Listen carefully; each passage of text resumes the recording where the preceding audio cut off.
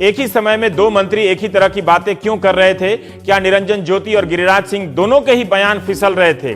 सोमवार सुबह पूर्वी दिल्ली के दिलशाद गार्डन के एक चर्च में आग लग गई। ईसाई समुदाय को लगता है कि किसी ने जानबूझकर गड़बड़ी फैलाने का प्रयास किया। वे प्रधानमंत्री से न्यायिक जांच की मांग कर रहे हैं, लेकिन दिल्ली पुलिस ने एसआईटी का गठन कर दिया है।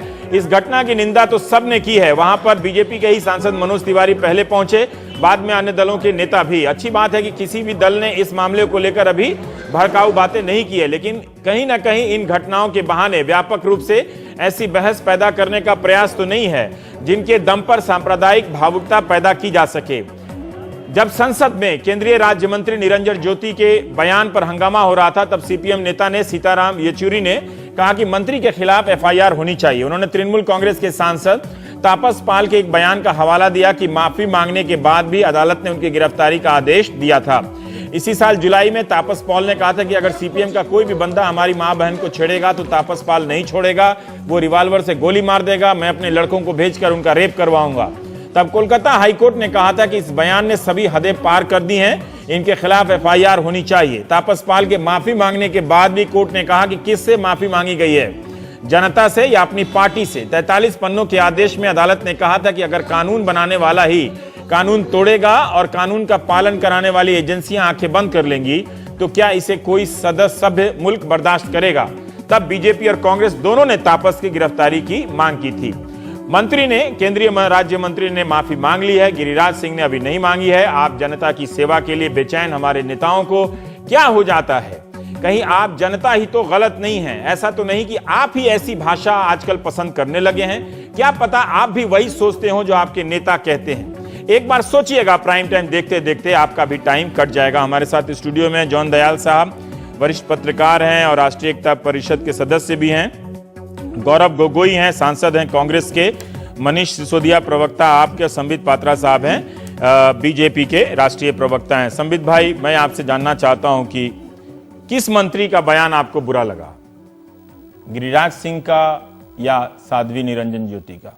देखिए, गिरिराज जी का बयान तो मैं नहीं सुना हूं, मगर आज सुबह से जिस प्रकार से साध्वी जी के बयान को बार बार टेलीविजन चैनल में दिखाया जा रहा है, स्वाभाविक रूप से मैंने उसे सुना है। और इसमें कोई दो मत नहीं है कि राजनीतिक जीवन में एक परिमार्जित भाषा का प्रयोग, राजनीतिक जीवन में ही क्यों, किसी भी क्षेत्र में परिमार्जित वचन का प्रयोग, भाषा का प्रयोग करना ये बहुत अनिवार्य है। और जिस शब्द का प्रयोग साध्वी जी ने किया, ये शब्द प्रयोग नहीं होना चाहिए। कैसे हो गया? प्रधानमंत्री ने कहा था लाल किले से कि 10 साल तक इसमें सांप्रदायिक बातों पे, हिंसा पे मोरेटोरियम लगा के विकास की तरफ बढ़ाया जाए। अब आप ही लोग उनकी बात या तो नहीं मानते हैं या नहीं समझ सके। वो भी दिल्ली में वो इस तरह का बयान दे रही हैं। गिरिराज सिंह का मैं बता सकता हूं, मैं आपको सुना भी दूंगा आप कहेंगे तो। वो ये अरविंद केजरीवाल की तुलना मारीच से कर रहे हैं। एक राक्षस रामायण में जो फिर मृग मरीचिका वो सोने की हिरण बनकर आता है और फिर सीता के हरण से उसका संबंध है। अरविंद जी राक्षस तो इंसान है, ऐसे उनको राक्षस कहना ठीक नहीं है। मगर शायद उन्होंने एक मेटाफोरिकल वे में कहा होगा कि मरीज जिस प्रकार एक मायावी पुरुष था, जहां तक मुझे याद आ रहा है। राक्षस बोला है उन्होंने। हाँ, अरविंद राक्षस थोड़ी है अरविंद जी, ऐसा बोलना। गिरिराज जी ने बोला, तभी मैंने आपसे बोला कि किस मंत्री का बयान आपको ज्यादा बुरा लगा? हाँ, नहीं, राक्षस वाला को हटा देते हैं, मगर मरीज जहां तक है वो देखिए, मरीज नहीं, आप डॉक्टर हैं। नहीं, मरीज नहीं, मारीच जहां तक है। हाँ।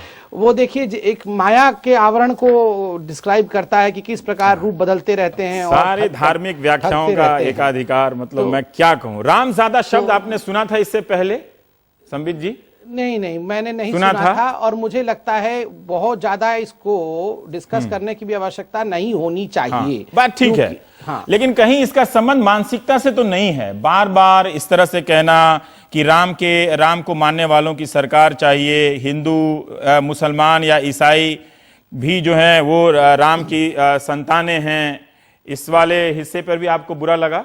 नहीं, देखिए दो चीजें आप अगर अलाउ करेंगे तो मैं बहुत संक्षेप में रख दूं। एक तो है कि इस पूरे मामले को भाषा की अभद्रता के आईने से तो देखा जा सकता है, मगर कम्युनल मानसिकता के आईने से देखना उचित नहीं होगा। क्यों नहीं होगा मैं बताता हूं। पहला, वो एक साध्वी हैं और उन्होंने स्वाभाविक रूप से पूरे एक जीवन मंत्री भी हैं, हाँ। नहीं बता रहा हूं, पूरे जीवन राम की भक्ति की है। तो जो व्यक्ति किसी भी ईश्वर का, राम हो या अल्लाह हो या जीसस हो, किसी की भी भक्ति करता है तो स्वाभाविक रूप से वो कहता है कि पूरा संसार उन्हीं की संतान है। देखिए आप मैं समझ रहा हूं कि आप कैंसर के डॉक्टर हैं, पेट के डॉक्टर, नहीं ये बात ठीक नहीं है। देखिए ये कहना कि जो मुसलमान है, ईसाई है, वे सभी राम की संतानें हैं, ठीक नहीं है, मानता हूं। मगर देखिए अगर धार्मिक दृष्टिकोण से देखें तो अगर कहा जाए कि ईश्वर अल्लाह तेरो नाम, तो ये बात तो नहीं अलग अलग है। अब गांधी जी भी कहते नहीं, गांधी जी भी कहते तो फिर वो खुद को भी कहना कि वो भी अल्लाह की संतानें हैं, वो भी जीसस की संतान है, वो तो इन्होंने नहीं कहा। हम लोग सबके संतान हैं। इसीलिए नहीं समझ जी, इसीलिए मैं ये कह रहा हूं कि भाषा की अभद्रता, जबान फिसलने की बात नहीं है। मतलब दो आपके मंत्री एक ही दिन दिल्ली में इस तरह की बातें कर रहे हैं। देखिए बहुत बड़ी बात यह है कि पार्टी ने संज्ञान में लिया, खुद मंत्री को भी लगा कि ये उचित भाषा का प्रयोग नहीं हुआ, त्वरित रूप से सदन के पटल पे क्षमा याचना की। मुझे लगता है this should be a closed affair. सदन का जो काम है, गाली दिए है तो गाली वाले पे तो ठीक है, उन्होंने रामजादे के समानांतर एक गाली दी जिसके लिए माफी मांगी। क्या उन्होंने इस बात के लिए भी माफी मांगी है कि जो मुसलमान हैं, ईसाई हैं, वे सभी राम की संतानें हैं?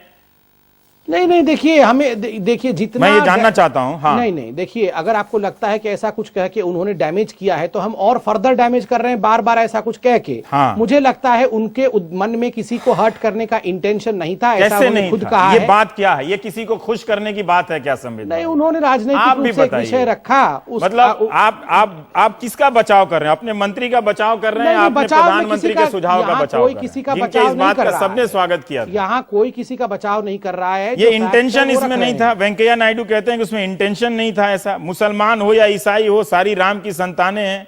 देश को मानने वाले की सरकार चाहिए। सुनिए ना रवि, जो ये नहीं मानते, देश को नहीं मानते, ये कहा उन्होंने। देखिए राष्ट्रपिता महात्मा गांधी, उन्होंने खुद कहा है कि ईश्वर अल्लाह तेरो नाम। वहां तो जाके सबका समागम हो जाता है, कोई अल्लाह अलग, राम अलग। अगर वो गांधी का वो भजन करने लगे तो फिर उनकी भजन की समझ बदल जाएगी, लेकिन वो मानने के लिए तैयार नहीं है ना। लेकिन मुझे आपके जवाब से लग रहा है कि फंसाया है उन्होंने। और आप ये जानते हैं कि इसीलिए मैंने दिल्ली की जनता से भी पूछा है कि हो सकता है कि वो भी इतनी मासूम ना हो, उसको भी आजकल यही भाषाएं पसंद आने लगी हो, तो वो ये जाने और ये समझे। लेकिन ये कहना कि जो राम को नहीं मानता देश को नहीं मानता, जो आपको वोट नहीं करेगा वो देश को नहीं करेगा, तो इसका मतलब है कि अपने मंत्रियों को थोड़ा, आपको लोकतंत्र की एक बुनियादी बुकलेट जैसे कांग्रेस ने यू टर्न का तैयार किया है, आपको भी एक देना चाहिए कि ऐसी मानसिकता ना निकले।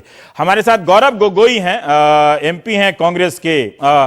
एक तरह से आज आम दिनों की तरह आक्रामक रहने वाले हमारे प्रिय प्रवक्ता संबित पात्रा जी उतने आक्रामक नहीं हैं।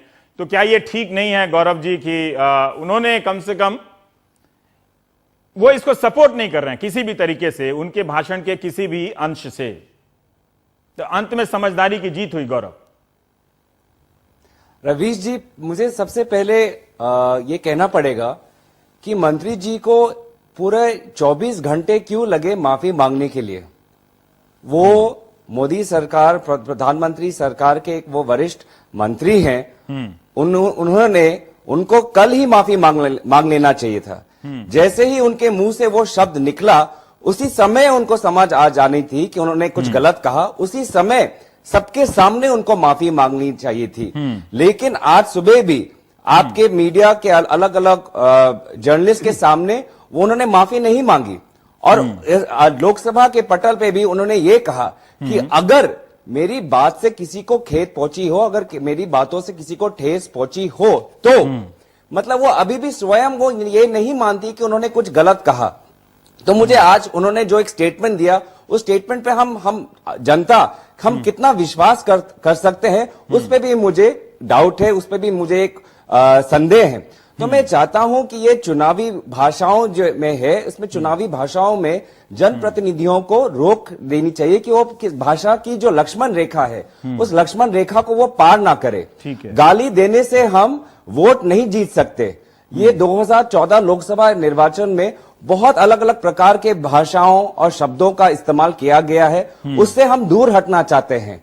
और क्योंकि ये मंत्री जी एक साध्वी भी हैं, साध्वी हिसाब से मैं चाहता था कि वो जनसभा में जाके शांति की बातें करें, संविधान की बातें करें, वो हार्मनी की बातें करें, लोगों को एक साथ जोड़ने की बातें करें, लेकिन जिस प्रकार उन्होंने भाषा का प्रयोग करते हुए कहा कि अगर हम बीजेपी के जो धर्म के प्रति जो उनके सिद्धांत हैं, या हम उनके साथ हैं या उनके अगर विपरीत है तो हमें जहन्नुम में जाना पड़ेगा। जिस प्रकार की वो बातें कर रहे हैं, मैं चाहता हूं कि वो आज उन्होंने लोकसभा के पटल में इसका उन्होंने एक्सप्लेनेशन नहीं दिया, इसका उन्होंने क्लैरिफिकेशन नहीं दिया।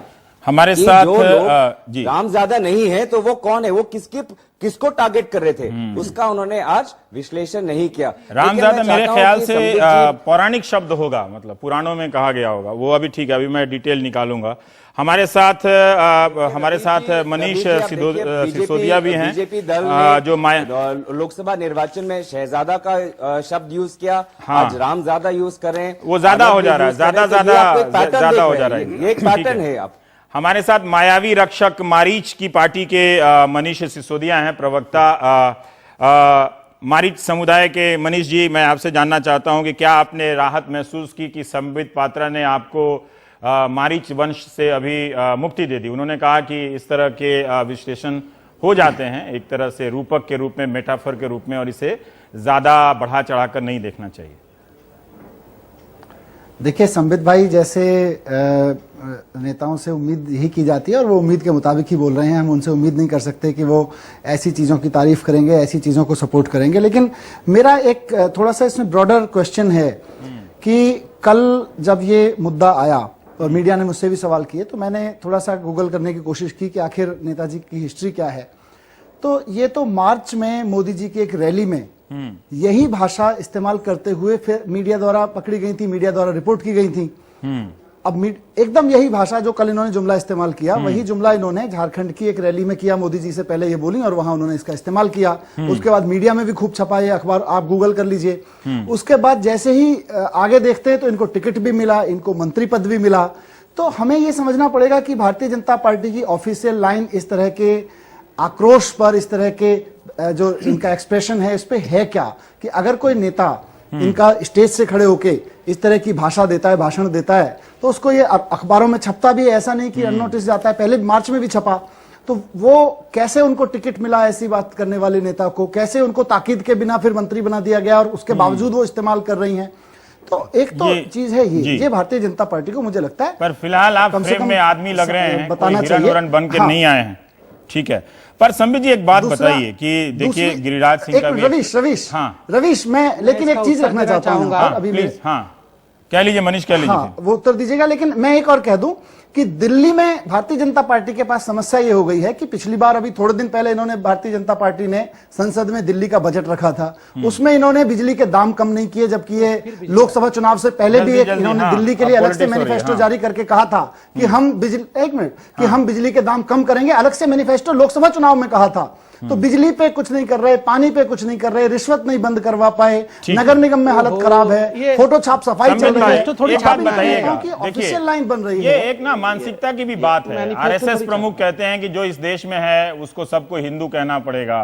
आपकी साध्वी जी आके कहती हैं कि जो ये सब राम की संतानें हैं, है ना, तो कहीं ना कहीं ये ट्रैक चला आ रहा है ना, कहीं सोच में तो है कि इसलिए वो जबान निकली है और कैमरे पर रिकॉर्ड हो गई है। मैं उत्तर दे दूं जरा रवीश जी। हाँ, देखिए, पहली बात तो है, और मैं बहुत साफगोई से कह रहा हूं, गलती हुई, गलती सुधारने का प्रयास हुआ, उसको सुधार लिया। लेकिन ये ट्रैक तो चला आ रहा है। देखिए, गिरिराज सिंह को पहली बार मंत्री नहीं बनाया गया, यही कहा गया कि उन्होंने पाकिस्तान वाला बयान दिया था, वो सबको पाकिस्तान भेज रहे थे, जवाब नहीं दे पाऊंगा, आ गया पाकिस्तान से कोई और शपथ ग्रहण में। मैं 5 सेकंड में जवाब नहीं दे पाऊंगा ना, तो टाइम दीजिएगा, जवाब दूंगा। ठीक है। देखिए, गलती हुई, गलती सुधार लिया गया, क्षमा याचना कर ली गई।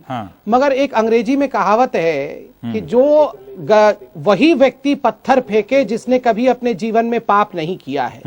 आज जो हमें प्रश्न पूछ रहे हैं, जी, आज जो हमें प्रश्न पूछ रही है, बाइबल में है, ये बाइबल में है कि वही पत्थर मारे जिसने कभी जीवन में पाप नहीं किया है। और आज हमें जो पत्थर मार रहे हैं वो तो पहाड़ पे या टीले पे बैठे हुए हैं। नहीं, वो बात सही है संबित भाई, वो सही है कि इन लोगों ने भी अनाप शनाप बना बयान दिए। नहीं, वो एक महत्वपूर्ण सवाल मैं अपने मनीष सिसोदिया भाई से पूछ रहा हूं। मनीष भाई, आप देखिए, आपने एक वाजिब सवाल उठाया है, मगर आप बताइए, आप ही के एक मंत्री थे कैबिनेट में, जो दिल्ली में कैबिनेट चल रही थी, उन्होंने कहा कि मुझे बहुत बड़े बड़े लोगों के मुंह पे थूकना है।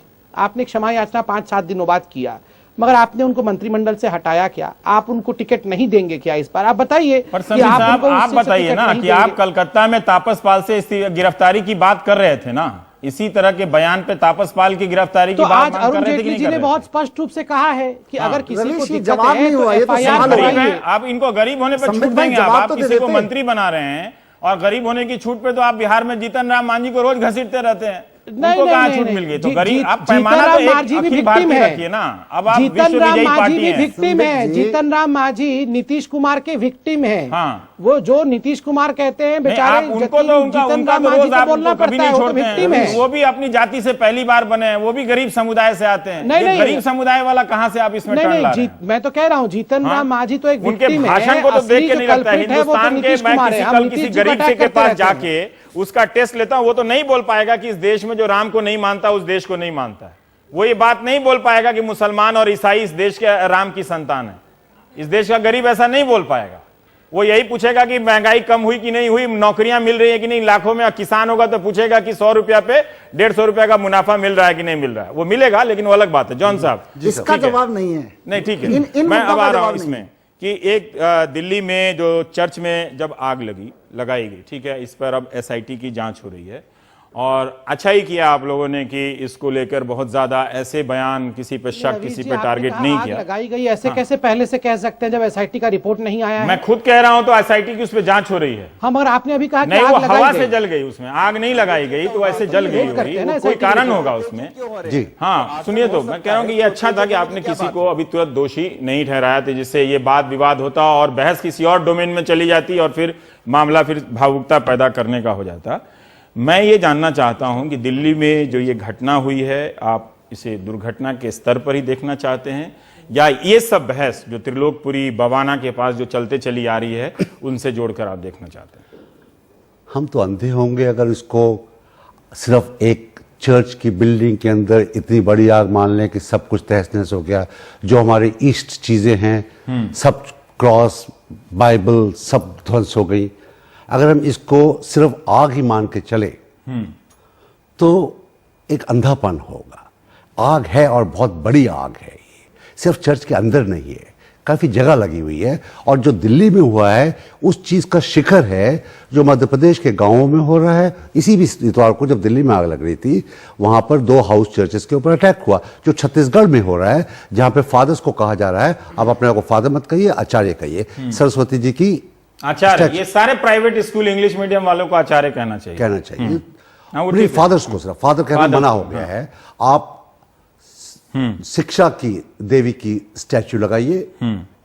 जिस तरीके से कम्युनिटी को प्रेशराइज किया जा रहा है, छत्तीसगढ़ में कहा जा रहा है गांव दर गांव कि यहां पर वही आएगा जो एक धर्म विशेष का होगा, बाकी धर्मों के लोग, बाकी धर्मों के प्रचार्य, बाकी धर्मों के धर्मास्थल इन गांवों में नहीं रहेंगे। क्या ये चीजें अलग अलग हैं?